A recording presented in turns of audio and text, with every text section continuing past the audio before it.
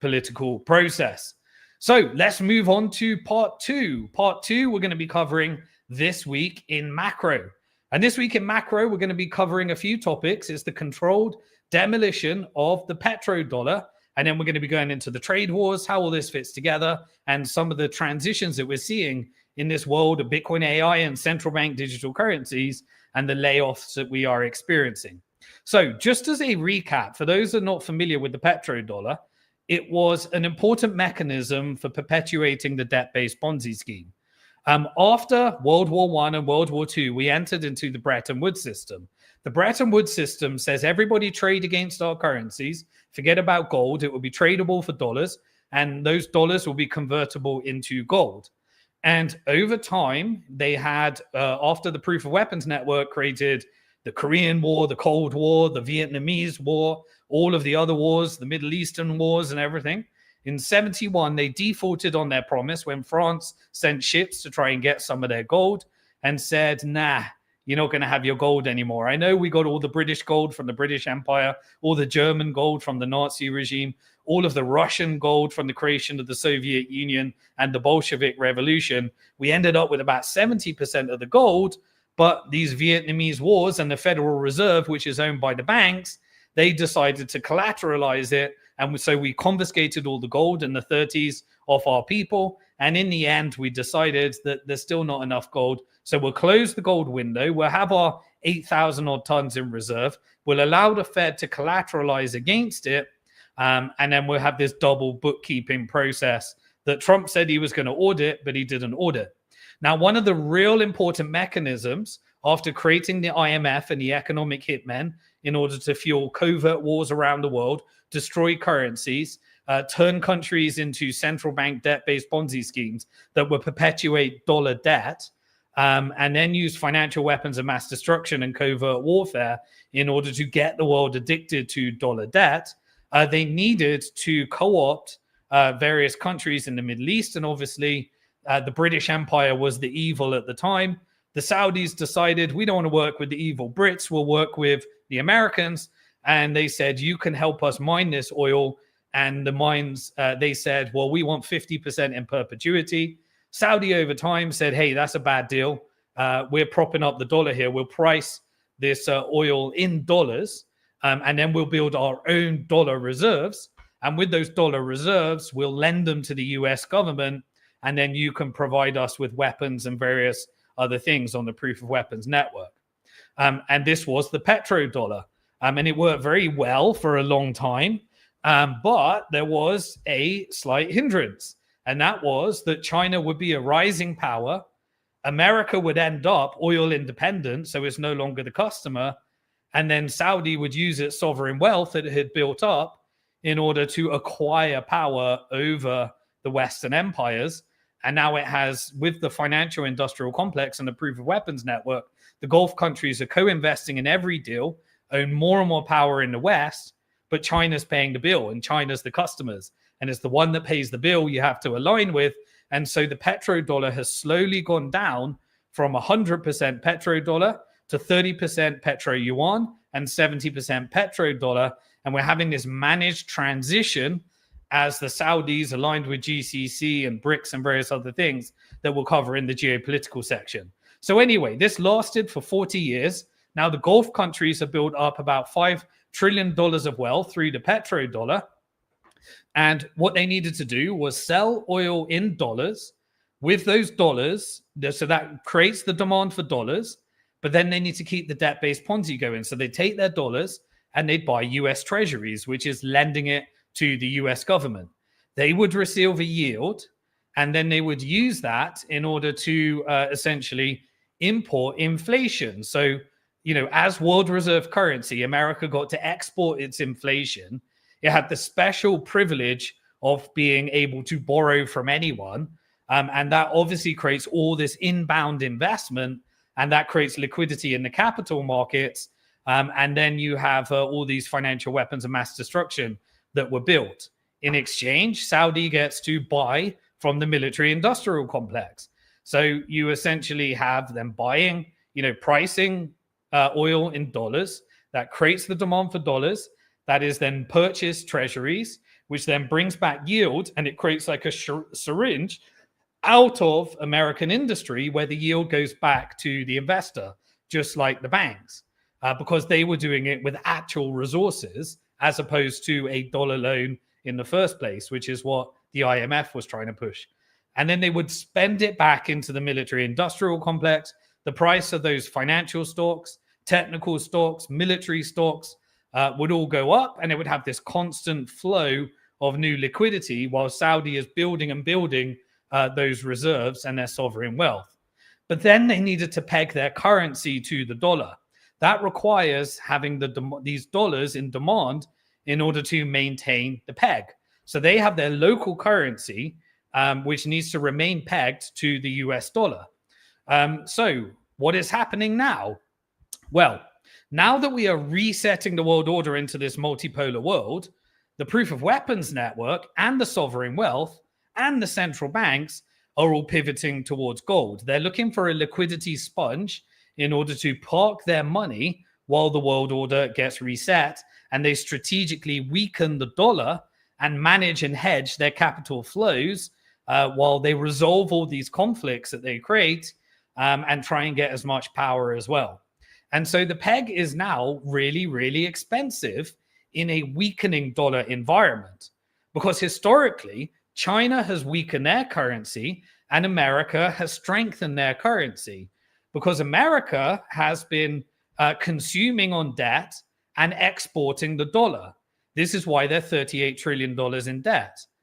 The Saudis and the Gulf countries have been accumulating and building their sovereign wealth based upon their resources, and China built the manufacturing base and wants to keep their currency low in order to make their exports cheaper. But every single barrel of oil that is now sold outside the dollar, which is approximately 30%, and there may be a lot more, because obviously this network has created a shadow financial system as a result of de-dollarization, where essentially China has now built a whole system for circumventing sanctions with Iran and Russia, where they can trade with each other and they can order goods based upon holding yuan reserves, and some of those yuan reserves then get rolled over into gold.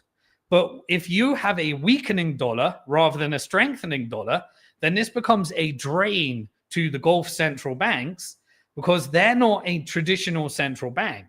They're not a central bank that is like in the, a member of the bank. They are members of Bank for International Settlements.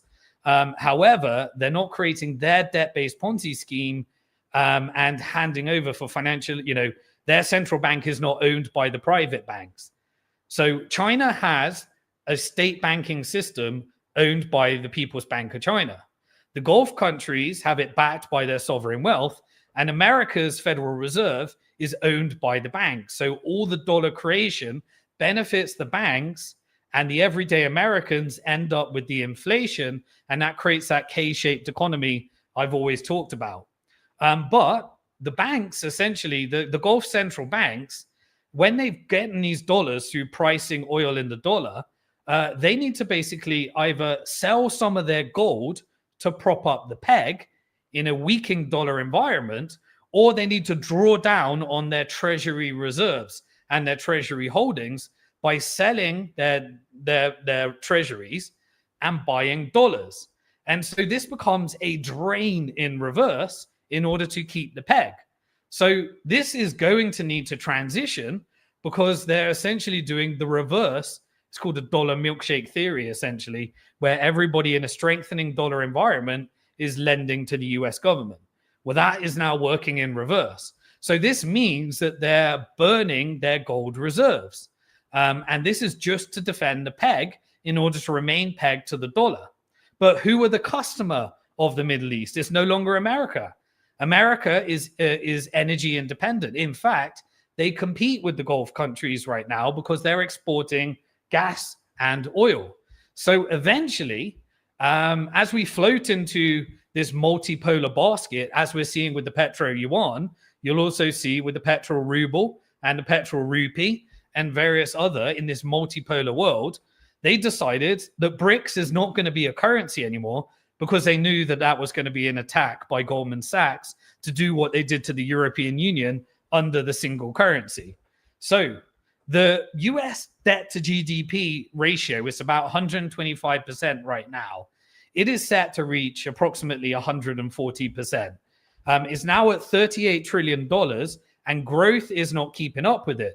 All of the money is propping up the financial industrial complex through the amount of Medicare and Medicaid and all these different schemes that are promised to allow the asset managers to manage all that money. Then you've got the interest on the debt, and then you've got defense. But the defense always goes back into propping up the stock market in the proof of weapons network. And so there is no political path to balance and pay down the debt. Why? Because the dollar is debt. If you pay down the 38 trillion like Elon Musk was pretending to do, while instead he ended up getting all the AI algorithm data for the Department of Government Efficiency for the military industrial complex and technical industrial complex, you realize that you can't. And so we entered into the debt ceiling increasing, the big, beautiful bill, and tariff policy that reset the world order, as we'll be covering in the China-Trump trade war. So there is no political solution to balance the books. That would be mass austerity. It would create, it would essentially destroy $38 trillion of dollars. And there's not enough debt to pay the system because it's a debt-based Ponzi scheme. So now we've hit the stage where the interest payments on the debt is on par with defense spending, which is approximately $1 trillion. And the Fed has already given signals that they won't monetize deficits forever. They're not going to do it indefinitely, which means that the Fed needs to pivot to the fiscal dominant strategy. And who does Trump administration work for? The same thing that the Biden administration worked for. Their lobby. Who are their lobby? The financial industrial complex, military industrial complex, technical industrial complex. Trump's biggest contributor was Elon from tech and military, and also the Bank of New York Mellon family. And also Adelson, the Israeli policy as well. But the Gulf came in with alternative money, and through Jared Kushner created a fund for Trump in order to reset the world order. We'll cover that in the geopolitical section. Anyway, so the Fed said we're not going to do it indefinitely because the Fed, when it decides to reset the world order for the banks, when there's no more leverage, they get to just go on their own path, reset the order, and start pricing financial products in alternative currencies, as the financial industrial complex and proof of weapon network is doing right now. And so what have they got left? Well, they can take the vassal states and ask them to buy the debt. So who is the largest holder of debt? Is Japan and UK. And so UK, which is broke, which is just essentially, in its own debt crisis, it is being forced to continue to hold that debt, but eventually they'll need to sell those assets. And what is Japan doing? Japan's aligning to the right because the tariff policy reset the world order and got everyone to align with the BRICS corridors and the GCC corridors and shrink America into regional only. And so obviously Trump has been around Asia, repairing the relationship with Japan. He had a meeting with Xi Jinping, and he also met Malaysian president and the Indonesian president in order to set those orders, which is the ASEAN blocks as well. So what is left? Well, who is the largest purchaser of the US debt right now? Cayman Islands. Who is Cayman Islands? Americans. Americans that are contributing to their pension, their endowments, their university college fees, their student loans, and all of the pension funds and various other things.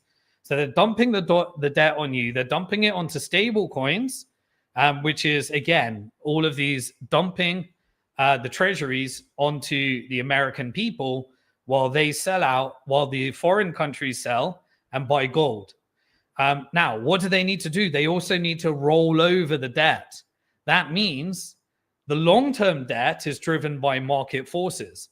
The rates on 10-year and 30-year treasuries, they've come down a bit, but they're, kind of at their 5% range, 4 to 5% range at the moment. That is what determines credit card debt, mortgage debt, auto loan debt. But short-term debt is where America wants to refinance. So Trump obviously put his shadow Fed governors in who work for the financial industrial complex anyway. And so anyway, they have to force the debt at lower rates to subsidize the demonetization. So not only do they want the Americans to own it, but they want the cheapest yield possible as well. So by putting down short-term rates, you can roll over the debt every 3 weeks, every 4 weeks at a lower rate, and you can force the Fed just to push those rates down. What else did the Fed announce? So we got rate cuts, and then they announced the end of quantitative tightening. This is full vassalization. So the end of quantitative tightening means that we move closer to the quantitative easing cycle. Now, what do you need? You need justification to take on all of that debt by government. So the government gets bigger and bigger and bigger, but it is the banks and the American people that are issuing the loans. The banks have already got the high interest bonds, and now they want to sell the cheap interest bonds to the American people by backing it through their stable coins. And so what is Trump doing? Fiscal dominance. Fiscal dominance means nothing stops this train. Debt at all cost. And so if you are looking to renegotiate where the debt goes, you shut down the government, you control through lobby both the Democrats and the Republicans, and you negotiate through the power structure where all the politicians say, hey, I'll pretend that we'll do this for the American people, but I'll get you this money. And that's where we're witnessing right now. You've got the government shut down where they bribe, Trump got the debt ceiling up to $5 trillion, got the big, beautiful bill. And now all the lobbies get to negotiate with each other in order to steal the money from the American people, which is inflationary.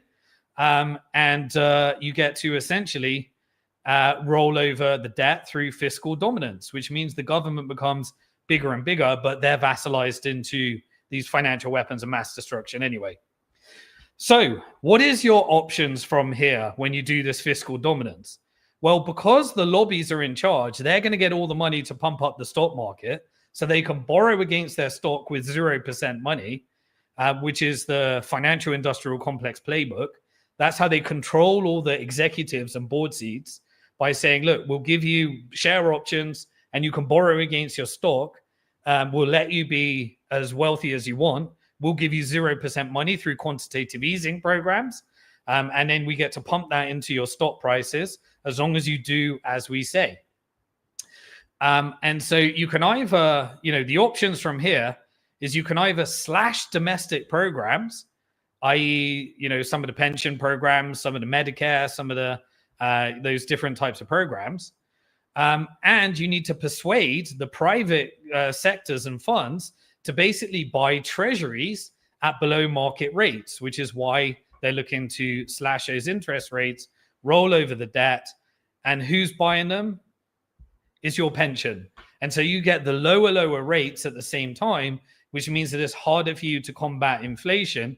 And so they need to take further and further risk. Now, that's one option that you can follow. Another option is you can just let it inflate away and erode all the debt and all of the currency's value, which is what is exactly happening with fiscal dominance.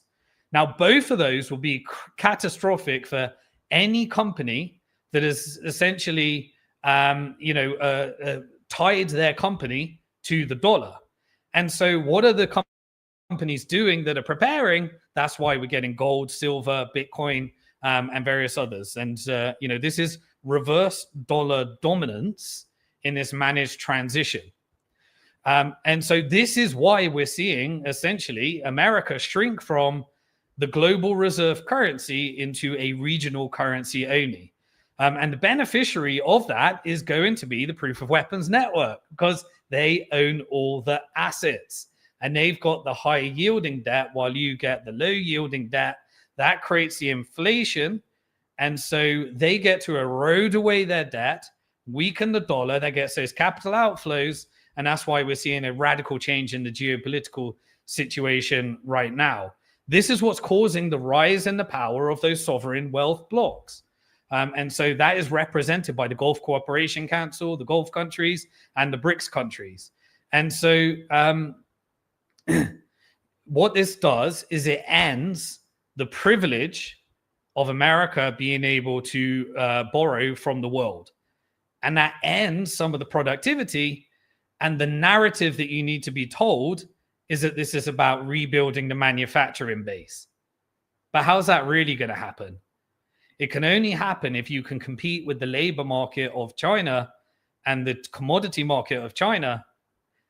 But China's got the resources, the rare earth minerals that are needed for the technical industrial complex and the military industrial complex. So the financial industrial complex is using tariff policies in order to make sure that they're hedging their bets and working with China, working with BRICS, working with the GCC. And so, as I said, the China and US trade war, this gets us to the main topic that we wanted to cover. If you're a long-term listener or a new listener, you'll know that I said there was no trade war. China had already won. This was just simply a reset of the world order into multipolarity. It allows small businesses which pay, because remember, America has to, by having world reserve currency, have a twin deficit, which is import more than it exports, and spend more with a trade deficit and a fiscal deficit. That's the rules of world reserve currency in a debt-based Ponzi scheme. And so the rich are getting richer, the poor are getting poorer, the K-shaped economy is going. And that's the China-US trade war, essentially. Now, what did it do? It meant because America is the importer and China's the exporter, with the exception of, say, soybeans, which is why you get announcement. China said, okay, we'll buy some of your farmers' soybeans. And we'll pay the tariffs on there, but your companies are paying all of our tariffs. And so the higher the tariff rate, it's only the large multinational corporations that have, sites on both sides in China and America that are able to play that trade and not pay it. Only the domestic American companies pay the tariff because they import, they have to pay the higher price. So it's a tax on small to medium-sized business in America, which then get acquired through M&A into the larger multinational corporations. They acquire all the export-dependent countries that have been vassalized by the proof of weapon network as well. But they drive everyone closer to BRICS, which is where Trump and all the proof of weapons network are investing their money as well, where the birth rates are going up. So then you get the announcement, China, that you get these pump and dumps in the stock market. Obviously, because the proof of weapons network is negotiating, it's not negotiating for America, it's negotiating for the banks and multinationals. And they're negotiating against sovereign countries like China. And then they have these different deals. And we get an announcement. And obviously, because BlackRock and the hedge funds and the private equity funds, they're on the other side of the negotiations. Any movements in the market, they're able to either destroy their competition if they're on the inside track and profit from it and hedge from it as we get these wild swings in the market. So you get an announcement that they're reigniting the trade war. Then we get an announcement that it's settled. And then soon enough, we'll get whatever the remnants of the quote unquote trade deal is. So what did we get as an announcement this week? We got number one, that there was reduced fentanyl tariffs to 10%, which is effective immediately. Now, the whole drug war is narrative because the military industrial complex is retreating from the Middle East. They're not going to be making the profits they could have made in the Asia Pacific. And so now they're coming after Europe and Latin America. And so when you're coming after Latin America and your neighbors, you need a narrative to come after Mexico, Canada, and Venezuela and all the other parts in the region. And that's the drug narrative. Even though, as if you're a long-term listener, you follow the money and you know the CIA is the drug trafficking network for the black op operations of the deep state, which is a subset of the financial industrial complex and military industrial complex in order to perpetuate the debt dollar slavery. And so you immediately get these escalations in wars. And so this is useful for the narrative, saying China is drugging our people. When we know that was the British Empire via the Opium Wars, they're using that narrative, saying, is China doing us to the Americans? The MAGA people love it, think we're making America great again, when really they're just paying tax on their CIA network that is doing all the drug trafficking, and they get to fund the next war with their neighbors. What is the second thing that they announced? They said the overall tariffs on China are going to be reduced from 57% to 47%, and the 100% tariff won't happen. 47% is enough to send medium-sized businesses in America bankrupt and create that inflationary cycle. And the only way you can offset that inflationary cycle is through something deflationary, i.e. getting the price of oil down or artificial intelligence and robotics. But that creates unemployment. And so unemployment becomes the next focus of manipulation as well as inflation. You've got these inflationary forces and these unemployment forces, which gives all the narrative needed to cut the rates down so that you can roll over the short-term debt and dump it on your pension and sell it to your pension as well. What is the third thing that they're doing? China is going to discuss chip restrictions with NVIDIA. Essentially, NVIDIA needs to sell their chips to China. They're now a $5 trillion company, the first $5 trillion company. Apple became a $4 trillion company. You've got the technical industrial complex. They had wild fluctuations in their share price. We had a crash from Meta, a crash. I think we had a pump from Google, a pump from, can't remember, we had a pump or a crash from Amazon. And then we had basically all of the Magnificent Seven, wild swings based upon the different types of, earnings and expectations that they were going through. So really, the NVIDIA side is important. Now, China's saying we got our own chips.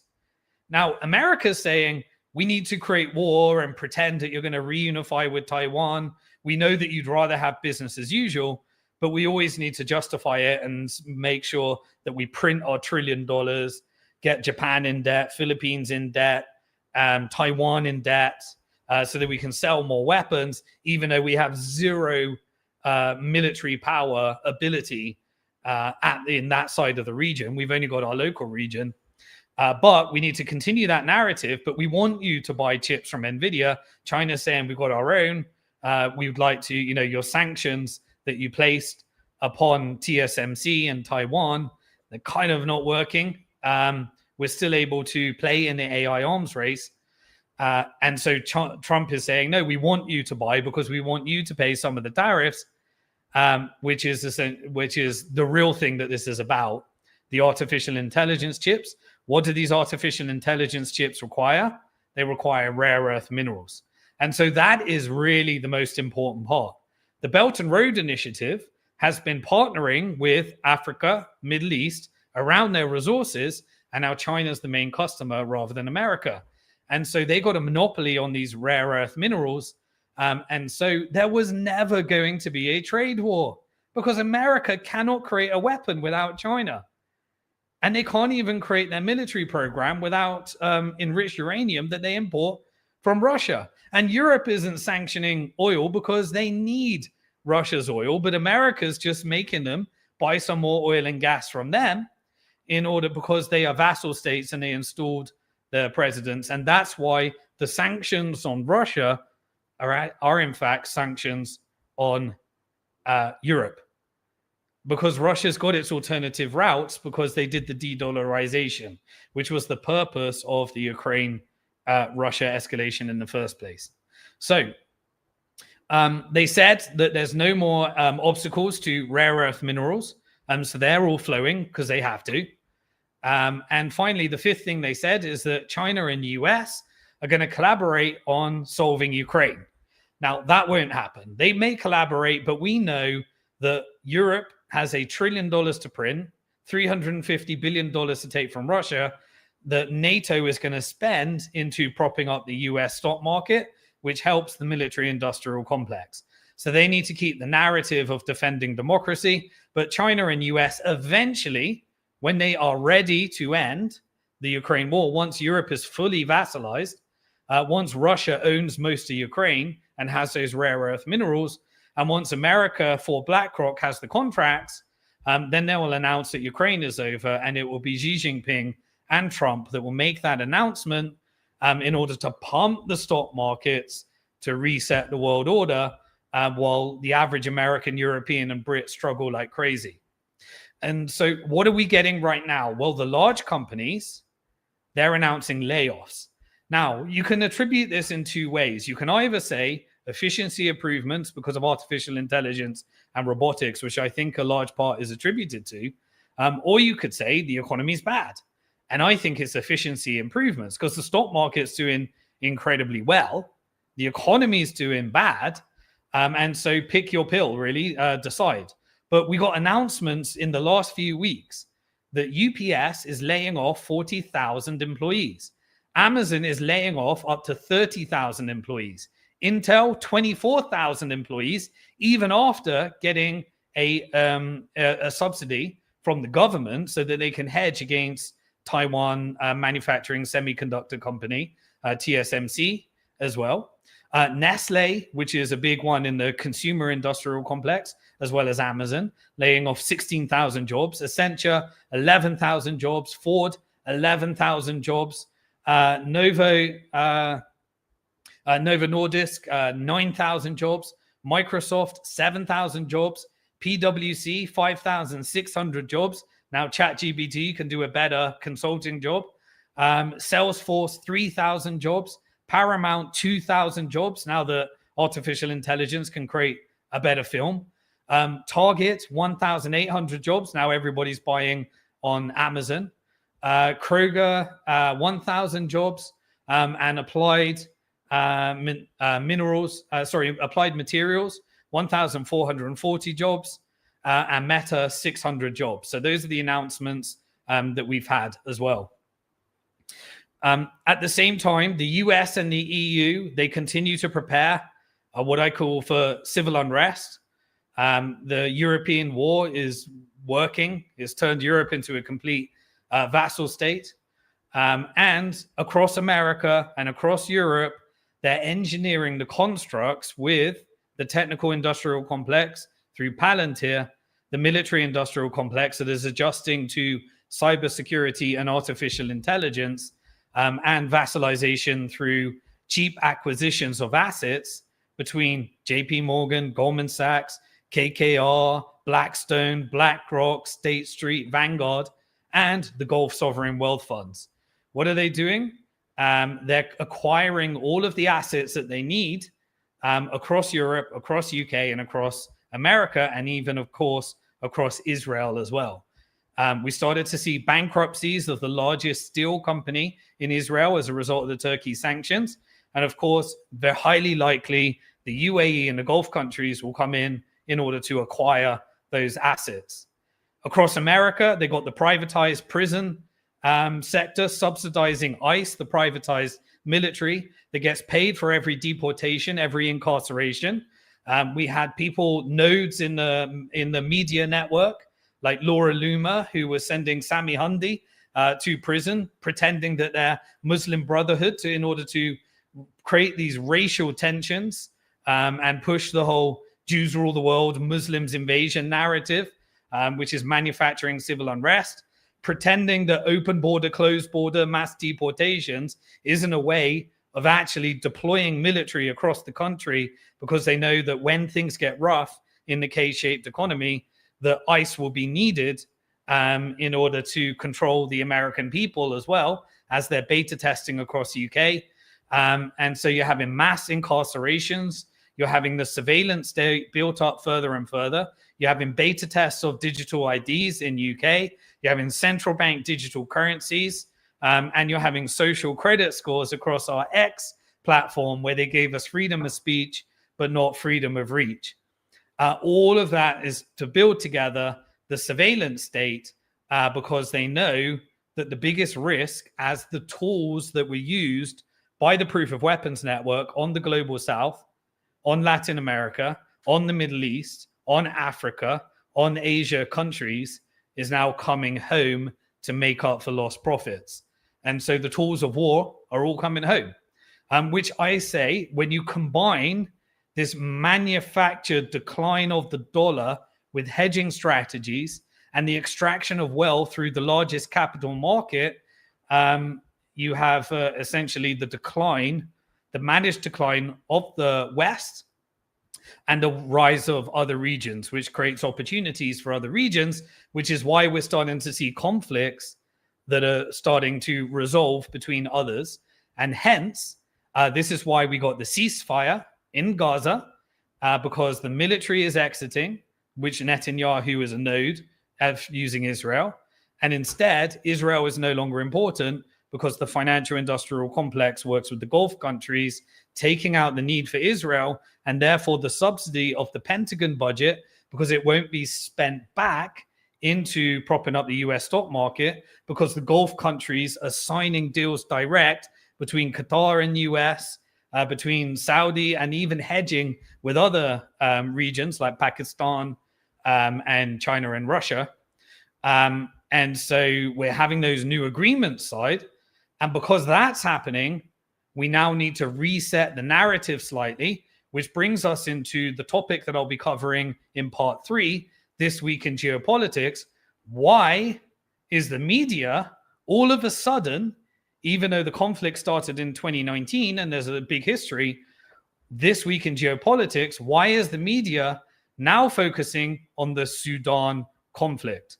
So let's jump in with part 3 this week in macro. Why is the media focusing on the Sudan conflict now? And this will be the final section. By the way, if you're enjoying this, please do like, share, retweet. We've got 107,000 subscribers now. We've got 2 sections. In part 3, we'll go through this week in geopolitics focused on Sudan. And then we're going to be going through my interview on the Proof of Weapons Network. For those of you that missed the interview, I think it got 60,000 views on Danny's channel. And we'll go through what I'll be covering for the final section.